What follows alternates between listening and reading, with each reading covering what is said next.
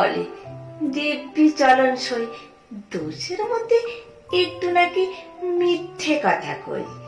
ঘাটশিলাতে যাওয়ার পথে ট্রেন ছুটেছে যখন, মায়ের কাছে বাবার কাছে করছি বকম বকম। হঠাৎ দেখি মাঠের মধ্যে চলন্ত সব গাছে এক এক রকম ভঙ্গি ফোটে, এক এক রকম নাচে। ও মা, দেখো নৃত্যনাট্য! যেই বলেছি আমি, মা বকে দেয়, বড্ড তোমার বেড়েছে ফাজলামি। চিড়িয়াখানার নাম জানো তো? আমার সেজো মেশোর আদর করে দেখিয়েছিলেন পশুরাজের কেশর।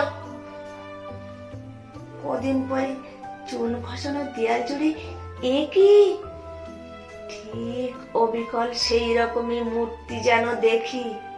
ক্লাসের মধ্যে যেই বলেছি সুরঞ্জনার কাছে, জানিস আমার ঘরের মধ্যে সিংহ বাঁধা আছে, শুনতে পেয়ে দিদিমণি অমনি বলেন, শোনো, এসব কথা আবার যেন না শুনি কখনো। বলি না তাই সেসব কথা, সামলে থাকি খুব, কিন্তু সেদিন হয়েছে কি এমনি বেয়াকুব।